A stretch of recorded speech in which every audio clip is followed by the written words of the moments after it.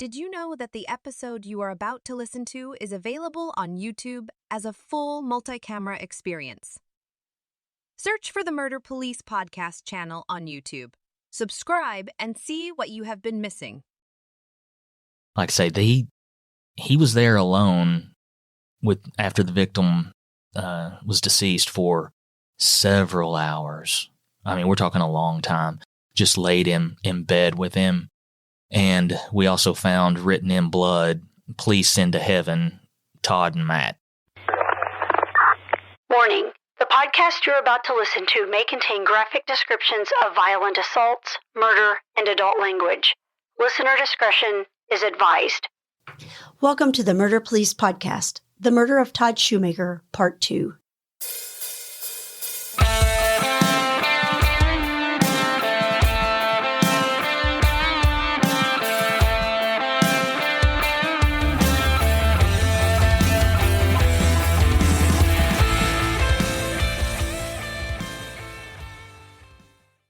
Well, first of all, any idea how long they'd been a couple? About half a year, according to relatives and Mr. Donahue himself. Any legal history of domestic violence? Any orders in place? No. I was always curious about that. There was an interesting issue about this case. The couple shared a dog. It was primarily Mr. Schumacher's, named Monroe. And there was an argument. This was a couple of weeks before the murder. Mr. Donahue had gotten angry at Mr. Schumacher, taken his dog and put it in the oven and turned the oven on. Oh, wow. Yeah. So he killed the dog. No, they got the dog out in time. But then the animal control got involved and, oddly enough, worked with us on the homicide. I'd never worked with animal control in a murder investigation. Cool yes. Yeah, pretty cool people. They know their stuff. Yeah, So did Matthew stab the dog in the same time as he was stabbing Todd? Or was the dog unharmed? We never found Monroe. Oh, wow. So. Do you remember who you worked with animal control? No. She was fairly new, and I was super impressed because we had a suppression hearing in this case, like we always do. I forget what evidence they tried to suppress, but she showed up at the suppression hearing, and I was like, "Hey, what are you doing?" And she's like, I just want to learn because I may have to go through one of these one time." And it's rare that people will take time out of their current job and assignment to go watch something else in hopes of learning something to maybe advance their career. So I was very impressed with her. I'm trying to think of how to pronounce her first name. And I feel awful about this because she's probably listening. Jai or Jay. And yes. Jay, Yeah. And I feel awful about that because I've actually been in communication with her on the case. Oh, really? A little bit. And what I might do is I think she's agreed to do it, is to come in and do an epilogue on it, on animal abuse and how that translates. Absolutely, it does. Because she is really sharp. I worked with her a little bit when there were some conversations when I was on the command staff about warrant service and things like that. When we were trying to coordinate, and you're right, she's a detective. Yeah, I remember I think gave me a call on down the road after that, just asking for advice, and very impressed with her because heck, half the time we try to get young detectives to come watch testimony and like, I'm busy, I can't make it. But for her to, certainly not obligated in any way, it was just her own self-motivation to learn things and become better at her job. Yeah, hopefully we get her on here. That would be great. Because it would be a great epilogue to this to kind of fold into that, because there are relationships between people who do very evil things to animals and what they might do to people. So, I think she'd be the ideal person from animal control to come and speak of that. So, So Monroe was never found. Did you ever ask Matthew about Monroe? Yeah, he made a comment about it. The dog must have gotten out at some point, but like I say, he was there alone after the victim was deceased for several hours. I mean, we're talking a long time. Just laid him in bed with him. And we also found written in blood, "Please send to heaven, Todd and Matt." Oh, Lord. Where was that written at? In the bedroom wall. Wow. Yeah. So Mr. Donahue has had some real issues. As Dave and I were talking before the podcast started, that he had a juvenile record that was sealed that I couldn't get into. And when they're sealed like that at such a young age, typically it's something really bad. And I wound up course, this made the news, as most homicides in Lexington do. Ran into a school teacher that asked if I was the one handling that case. And I said, yes, I was. I was like, well, what's your interest? She's like, well, I was a teacher of Matthew Donna High. And she's like, yeah, I had to give statements about something that he did that I'm still not allowed to talk about. And she said that as a young child or student, this is elementary school, she was scared of him. Wow. So he had some severe mental issues. He had mental issues, but to keep it straight a little bit, he was evaluated, because we'll get to trial in a minute, but I just want to make sure we're clear on the idea that was sorted out in court before he actually stood trial, obviously. Yeah, it's just and Dave, we dealt with people with mental issues, and you can be a full-blown paranoid schizophrenic. Those are pretty easy to spot. But it's the sociopaths, the borderline personality disorders that you start to pick up on if you've dealt with them enough. And just an amateur guess, I'd say he has borderline personality disorder, very manipulative, very intelligent. He played the victim role very, very well. And luckily we had the evidence at the scene, because again, it's like you can do this for 50 years and get a read on somebody and be wrong. Right. That's why we need evidence to convict people. Exactly. I don't ever want to go on my gut. And I don't like not believing individuals I'm interviewing, because I've been wrong before and I'll be wrong again. But it's so nice to have that evidence tucked away from the scene that that you can, poke holes in their story with. But no, he was very convincing, played the victim role very, very well, but I just knew he was lying. Wow. So you get your confession from him, and I'd say admission. Yeah. Admission from him. And well, in the interim too, after that, you talked about the autopsy. Did you attend the autopsy? I did not. We were still doing stuff with the investigation. It's typically the next day. So forensic service detectives go up, and that's when they told me the count was over 100. So I was floored at that. And he had them all over his body, from the top of his head to his feet. Did they have any information, and this goes back a ways, so if you don't remember, that's okay. Did they have any information about depth, or did the knife hilt make contact? You know what I'm talking about? Is it, a lot of times they're serrated. Yeah, it was, we believe the murder weapon was just a regular kitchen steak knife, probably like 5 inches long, and several of the stab wounds, especially to the abdomen, were very, very deep. Was the murder weapon at the scene? It was. Okay, cool. And also, I was wondering, with that many, how long did Todd endure this before he passed? There's no way of knowing. Because hopefully the first one you would have to got an artery and he bled out quickly, because if not, that's a horrible way to go. Torturous way to it's something to endure. That's awful. Well, and again, I do believe, just because of the size difference between the two, he attacked him while he was laying on the couch or sleeping. So that's where he got in probably several devastating wounds, and then the rest was all just rage. Coming back to the interview, did he ever move off that last point of self-defense and a couple hits? Did he ever hint away to anything like that? It wound up when we were starting to confront him about the multiple stab wounds, like, well, where did this happen, and why was the back of his calf stabbed? He, again's like, I'm just so exhausted. I probably do need an attorney at this point. So he lawyered up for the second time. Okay. And at that point, he didn't want to talk anymore. So we respected his constitutional rights and shut the interview down, filled out the paperwork for murder, and sent him down to the Fayette County Detention Center. Now, before you sent him did you all seize his clothing or anything? Is that a practice? Yeah, we did that. And during the interview, you can hear he's complaining because we have bags over his hands that are taped. So he can't wash off any blood or anything like that. So we took precautions with that. Once he got to the hospital, his hands were bagged by FSU. And we had a jumpsuit for him, got him in a jumpsuit, and took all his clothes for forensic examination. Gotcha. Did he ever say why he dragged Todd all the way back to the bedroom? He loved him, just wanted to be with him. So is a moment where he just snapped for whatever reason, and we'll never know. But then reality sets in after the his 5-minute version of a struggle. And he probably realized that I can't lie my way out of this. So he went back there, laid with him, and probably did some thinking about how can I concoct a story around this. And the best he could come up with, 2 unknown intruders. There was no way he could clean that house, get rid of the body, and say, no, Todd, he just left to go get cigarettes and I never saw him again. Yeah, because the couch cushion flip was kind of a modest attempt as it is, kind of not real bright. And probably that too is that the idea of laying with him for that long too. Well, I'm just thinking the schematics of it with the size difference. How did he drag him that far and get him up in the bed? Yeah. I mean, that's 6-7 inches difference in height.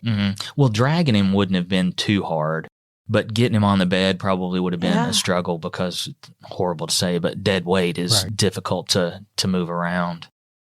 But yeah, it's and that's where I think he probably did a half-hearted attempt to take his own life.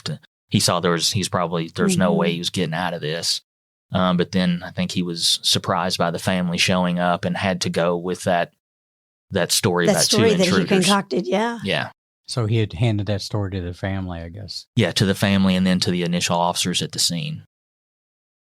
So the autopsy gets completed. You get that new information. Probably wasn't a surprise because of the amount of damage there and whatnot. Neat that you recovered the knife at the scene. It's again, I would imagine he was just overwhelmed with trying to figure out a way out of this. Well, and I'm sure the knife was probably the least of his thinking. Where is he going to put it or hide it? I mean, unless he's going to vacate the residence to take it somewhere. I mean, there's only so many places you can hide that knife.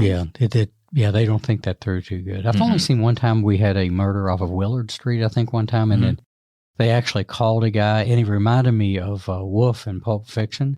He was a cleanup artist. And he had cleaned the apartment. It was a stabbing so well that the first run through FSU really didn't detect anything until they got a statement and then start pulling the toenail rails out and stuff like that. But I remember Craig Sorrell interviewed him, and it was like talking to Wolf in Pulp Fiction. And he's like, he goes, first thing I told him, get all the silverware. And they're like, why do I have to throw all the silverware? And he goes, because there's one piece missing. You got to get all the silverware. And it's funny, but not funny. But that's a real life thing too. So anytime you do that, you have to be willing to take those extra steps, I guess. Yeah. No, I remember, I think it was the Alex Johnson case where he was in the garage. That's where they put him in the barrel to transport him down to the river. And we did some swabs to see if we could find any blood. And there was such a small amount on the railing of the garage door. And I think Marcy Adkins at the lab, who you all have had on before, who's fantastic at her job. Amazing. She solved a lot of murders for me that I take credit for. Sure, yeah.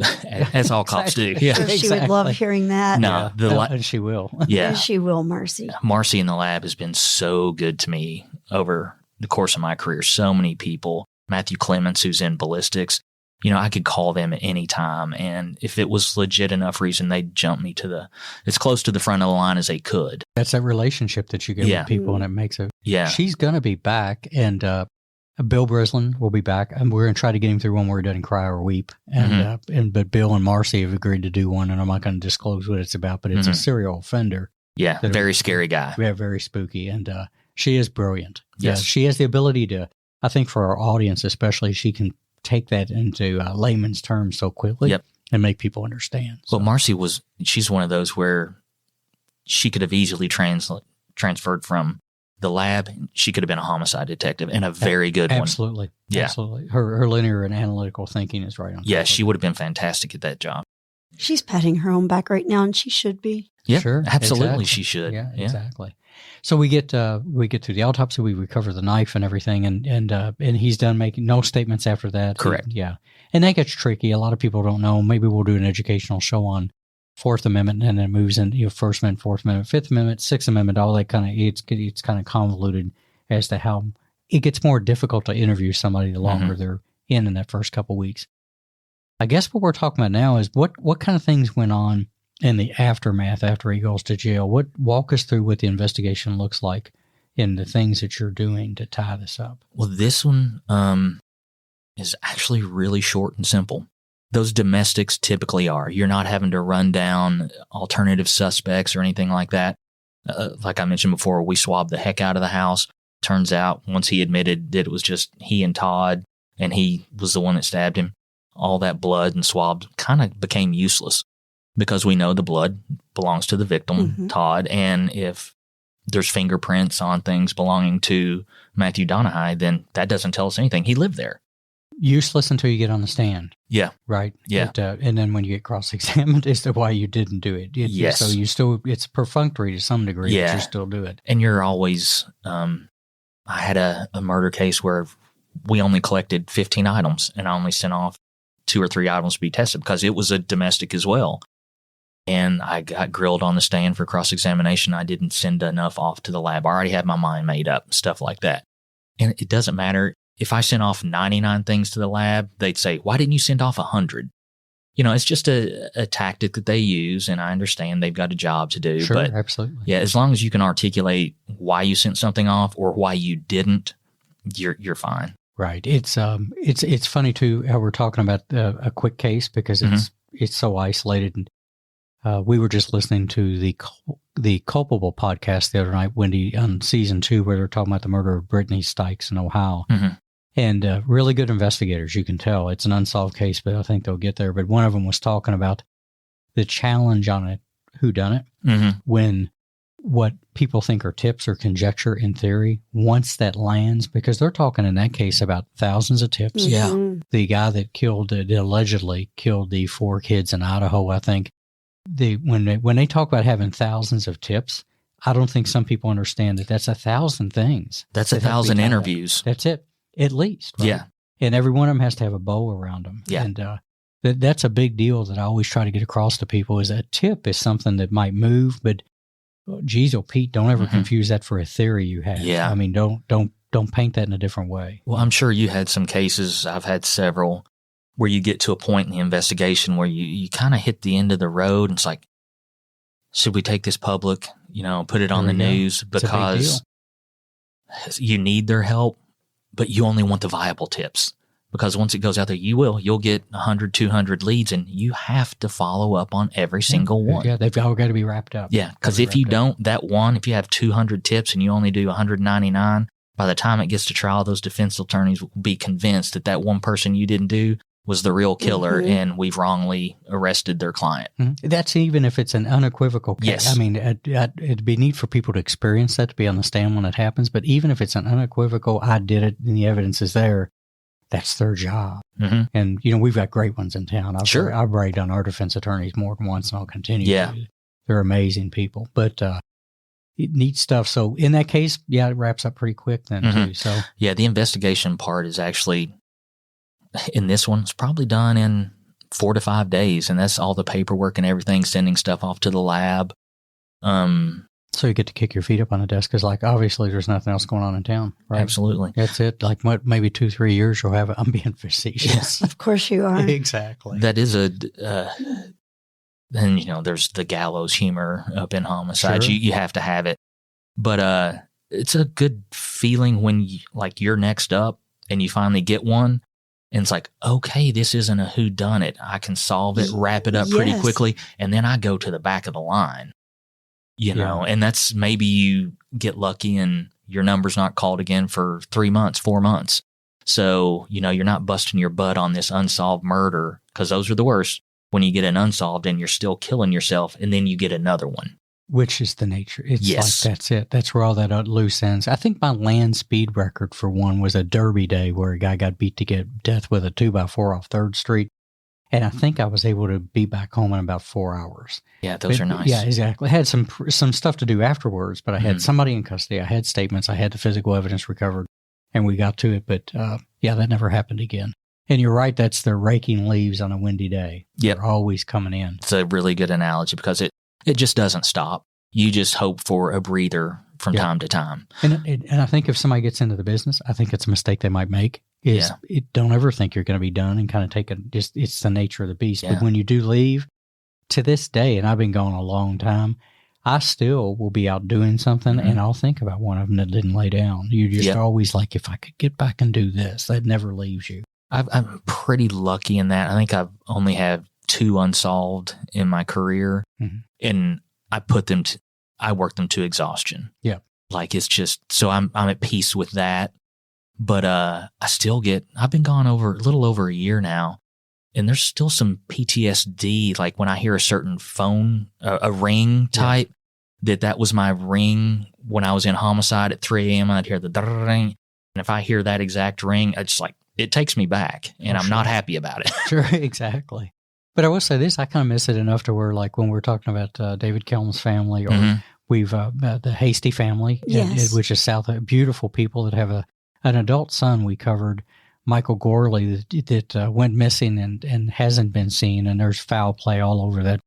There's also a part that makes you want to go work them. Oh, it never goes away. And that's an inside thing that you're thinking, boy, or like if I'm listening to a good podcast myself, again, I'm going to pitch Culpable because it's really good. The entire time I'm thinking, boy, I would probably think about this, or this would be an avenue. So it's fun to think about, but you don't have to go in and do it, and you're not getting paid for it. So I think Travis Holt, who's a really good detective, I think he's running cold case now. Right. Very sharp guy. I'm sure he'll do great at it. But I've seen other departments have former homicide detectives come on as consultants. Right. And if Florence Weathers is out there listening, I'd be certainly happy to come back and review some cases because it is fun being part of it. I just wouldn't be the main one responsible. I'd just give some ideas and maybe some guidance and see where it goes. Yeah, I won't name any names, but I did get hit up by somebody several months ago, and God, I love him to death. And he's not there anymore, but he had an idea of having an event where a lot of us, going back as far back as we could, get together, spend an entire day, and just talk about what's on that shelf. Yeah. And I was like, brilliant. Well, that won't happen. No, right. It's like, but it was a neat concept. Well, when they asked me to take over the cold case unit, I had the idea that, because I think at the time we had 50 maybe unsolved murders going back to the 70s or 80s. What I wanted to do was take 6 weeks, not do a damn thing, but read every case file and put them in categories. It's like, okay, these are potentially DNA cases. Right. Okay, we'll set these aside, and when I get to them, I'll go through all the evidence and send a ton of stuff off to the lab. These are pounding the pavement cases. Like, we need to re-interview some people, maybe some new ones that they missed. They go over here. And then there's some that, no fault of any detectives, sometimes the bad guy wins. They get the breaks. Sure. And there's just hardly any solvability to those, and set those aside so you can work on the ones that actually have a chance of getting solved. And the first thing you do is you send all those off to the lab, and hopefully you get a phone call or two in 6 months. It's like, hey, no, this belongs to so-and-so, and those, the low-hanging fruit, as they say. Sure. It's like, give me those any day of the week. I don't need to beat my chest and say how great of an investigator I am. It's like, no, you give me a DNA hit and I'll go put the cuffs on. That, and look at what it does for the family. Absolutely. Whether it's low-hanging fruit or high-hanging fruit, I think that the name of the game is to see how many of those you can get. Yeah, I just finished up a couple pled guilty to a cold case murder that happened in 2010.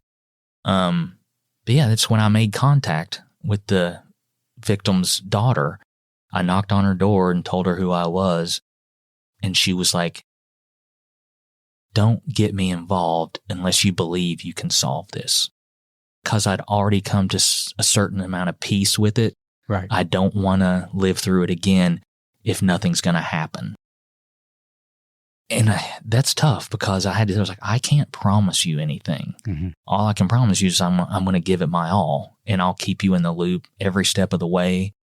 And I was fairly confident I knew who did it, and we had some avenues to go to get some information, and luckily we were able to make it happen. But yeah, she was scared that I was opening up the case again, actually. Everybody metabolizes that in a different way, and I could see that. I could see where that's... Yeah, she's like, don't make me go through it again if nothing's going to happen. Right.